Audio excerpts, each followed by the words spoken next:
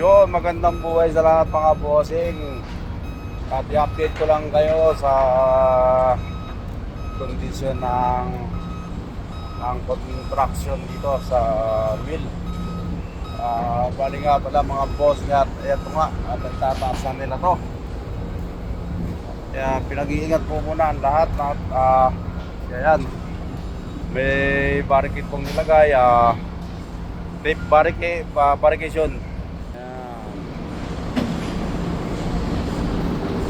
irrigation tape. Ayan, nilalagyan na nila ng lifting eye.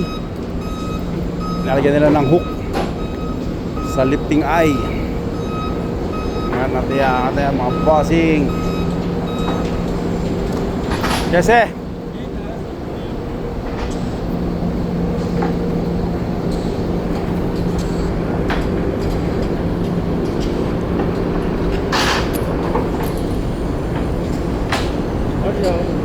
no problem. Lifting Yeah, distance.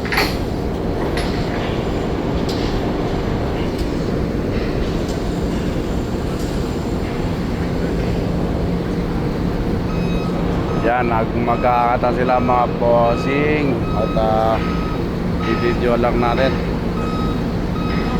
Bali yun na nga pala yung update ng natin, no? Ayan, no? Ang bilis. Nalagyan na kaagad nila ng simento yung beam nila. Ang galing ng ang bilis ng construction. Yan, iangat na nga pala nila. Kailangan nga pala lagyan ng tali para guide yan, hindi umiikot. Pag nasa taas yan, nakakat yan, nagagalaw-galaw yan, may tendency makatama ng kung ano-ano dyan bagay.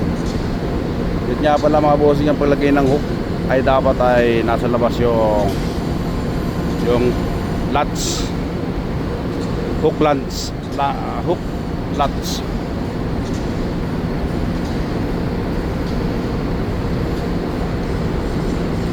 Latch ba tawag yan? Hindi ko kasi kabisado yung mga bossing, pero pagkakalam ko latch yan, latch.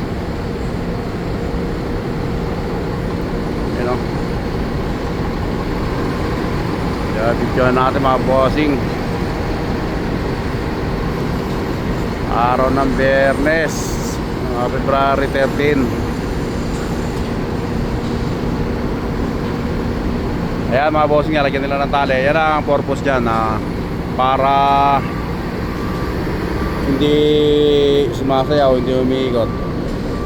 Yan, pinaka-agad yan. Bali transfer lang nila yan doon, no?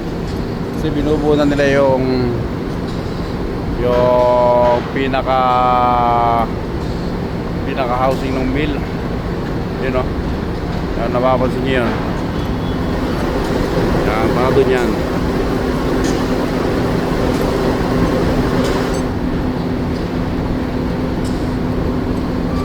At mamaya nga pala i-tour ko kayo dun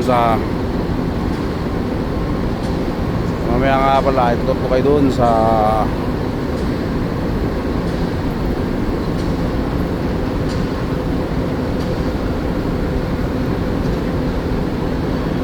sa akin ng attraction na yan.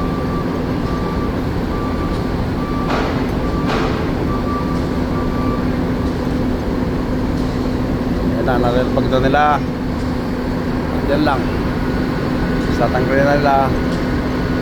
At nilalapit pa nila yun doon ng konti. Yan, nilalapit nila ng konti.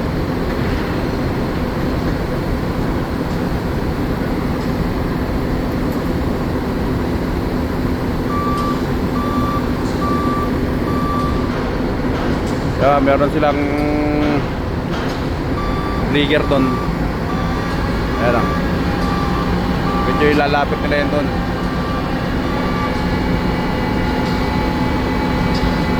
Yeah, mga bossing. Bukas ay Sabado, February 14, araw ng mga puso. Sa mga single dyan, mag sidecar na kayo. sidecar. Ayan, bossing oh. Ayan, nalapit nila doon. At lalagyan ng konting medyo gigilid nila yan. Kasi lalagyan ng pwesto para tatlo pa kasi ito dito. Ayan oh. Ito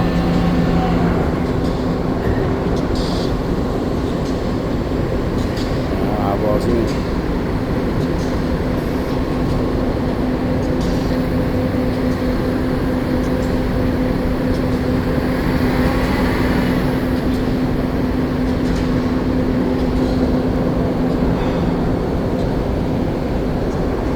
At yun nga, magaling yung outrigger natin doon siguro. Ayan, medyo nagmamando-mando siya ron sa may kabila.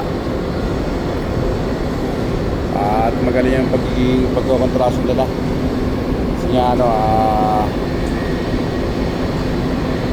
kailangan na rin nila matapos yan, trabaho na yan. Kasi pag hindi nila natapos yan, dito kasi yung mga kontrata rito, mga boss, pag may delay, pagka may delay ay kakaroon sila ng penalty. Kaka-penalty sila rito pagka may delay. Kaya dapat mas matapos sila na magpahali ng trabaho para maiwasan nila mga penalty, mga fine. Kaya natanggal na nga nila yung hoist, yung chain. Tanggal na nila mga bossing. Napakadali na nila ang trabaho pagka tulong-tulong mag-aangan trabaho. Kaya na iniikot na nila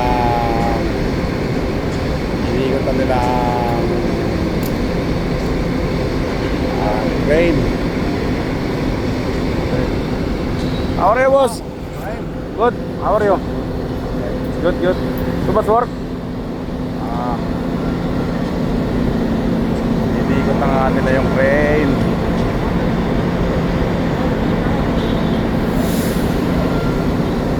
Ayun nga ba na, dapat bawal yung tao sa ilalim pagka gumagalaw ang crane, mga bossing.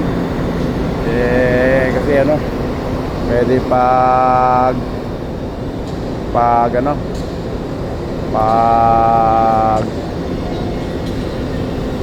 pwedeng ma-aksidente yung tao pag wala ng aksidente. Kaya dapat palagi sila nag-ingat, mga bossing.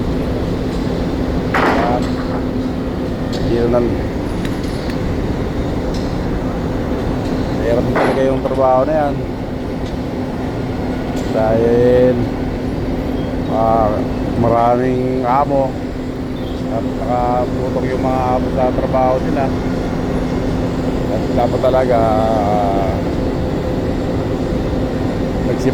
magsipag ng konti dahil konting delay niyan na malaking problema sa kanila. Kaya palaging palaging dapat nasa maayos yung trabaho. Kasi pag hindi nila inaayos yung trabaho, walang sasahurin wala sila sasahurin. Magkakaroon ng problema yung pamilya nila, walang kakainin yung pamilya nila, diba? Kaya din dapat yun nasa maayos ng palagi. Atin yun, saka mas maganda rin talaga palagi sa safety tayo palagi. Isipin din natin yung safety natin para pag-uwi natin sa bahay makikita pa natin yung mga mahal natin sa buhay.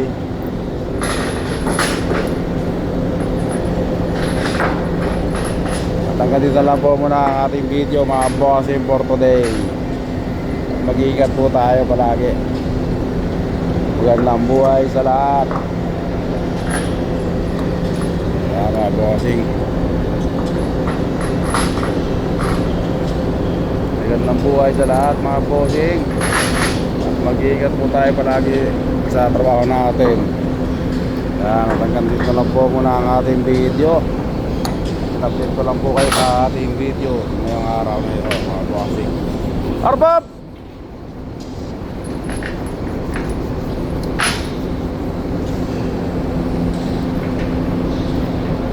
Yan.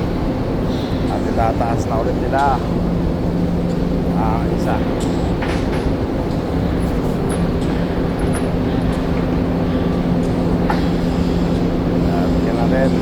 Yan natin mga bossing. Ayun nga, lahat talaga ng posisyonan ng hook lugs ay nasa labas. Yan.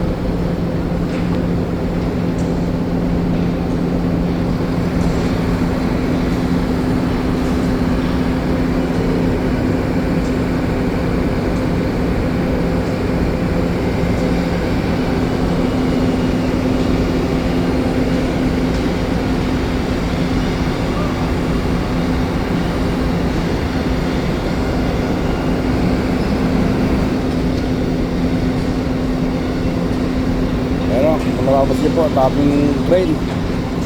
Kabilaan po ang pagkano nila, pag-angat ng mga gamit katulad nitong plate na to, yung scaffolding, mga kapilya, at meron na rin po doon yung concrete na yung hindi ko alam kung ano tawag doon. Mga ba tawag yan mga bossing, paki-comment nyo nga yung concrete na yun yan bilis ng trabaho ng mga bossing.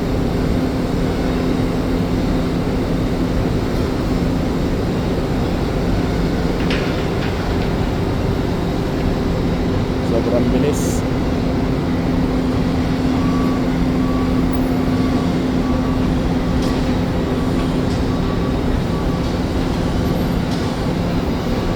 Yan, na-transfer na lang kagad sa kapila. Gusto ng trabaho nito. Ayan, mga bossing, at hanggang dito lang ang ating video for today. Dito na sa kapila, inaangat nila doon. Ayan, ingat po tayo palagi. Dito na po muna ang ating video. Maraming salamat po sa lahat ng mga nanonood at manonood pa. Maraming salamat. Ingat po tayo palagi.